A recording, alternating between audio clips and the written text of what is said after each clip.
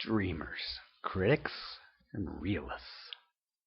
It is natural to dream up some new ideas in leisure time and possibly pursue some new exploration. It's also natural to become a critic when some dream or idea or possibility or inspiration is resisted or ridiculed or simply ignored by others. For instance, if others criticize my new focus, it is natural that I might criticize them, at least if I am more interested in a new focus than I am in the relationship with that particular person. Or else I might just drop the new focus in favor of attracting their approval. So critics have the role of helping us sort through the possibilities that are only of passing interest to us and those that could lastingly inspire. However, investing my own time in offering unsolicited criticism to others can be exhausting. I might be interested in socializing with others who share my criticisms of something I've been experiencing with fear or even rage. Beyond socializing, unsolicited criticism might be primarily exhausting, as I said. And then there's the possibility not so much of dreaming or criticism, but realism. Realism does not criticize criticism, nor dream of an end to all dreaming. Each have their function. Realism is just one further possibility.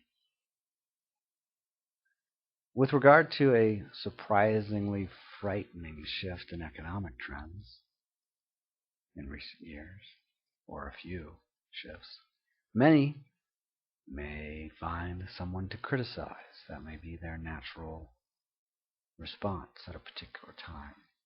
Others may find someone to share their dreams of an easy solution to make things back to how they used to be, choosing against a new exploration of a new personal adaptation.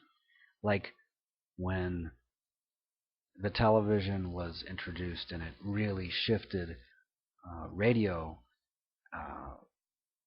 as a business, someone could have said, well, I dream of a political solution so we can go back to the good old days of when there was no television and when radio was the dominant and singular thing.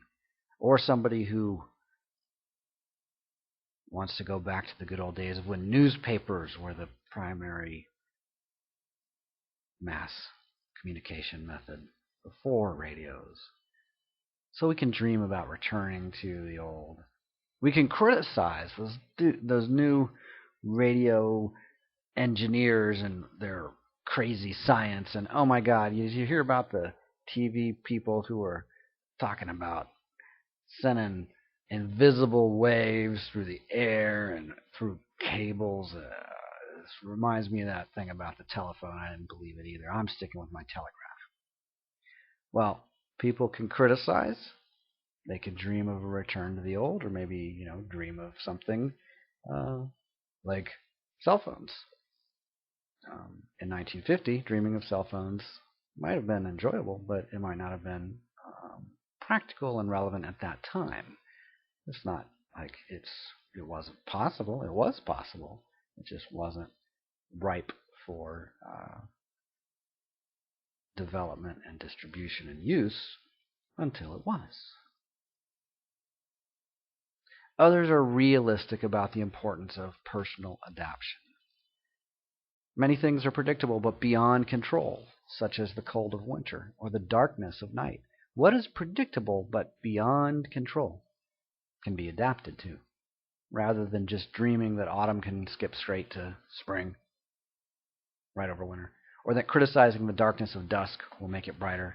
There's some cases where dreaming and criticism simply aren't effective, and not only can criticism be exhausting, but it can be, in terms of using a lot of energy, it can have very little relevance and very little reward in some situations. Again, we'll jump to criticizing the development of radio or television or cell phones or light bulbs or any development in economic trends, whether it's a decline in price or a introduction of a new competitive technology that makes the railroads not quite as attractive now that people have cars, and boy, the horse-drawn carriage, they're just not selling like they used to now that these guys down the street are selling cars.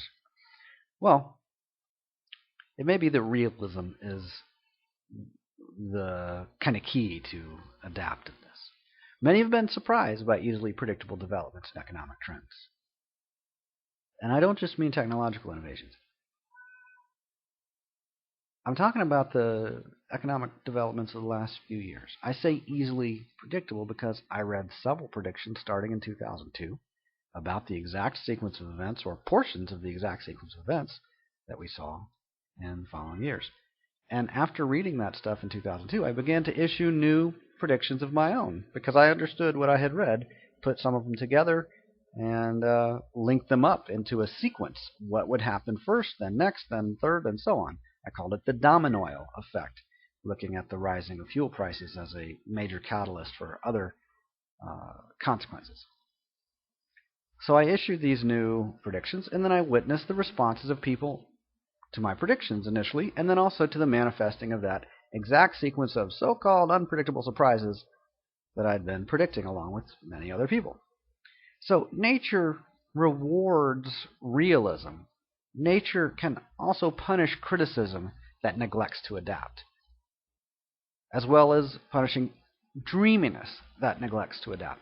I'm not saying not to find people who can accept your criticisms and share them with you, that they can appreciate the point of the criticism.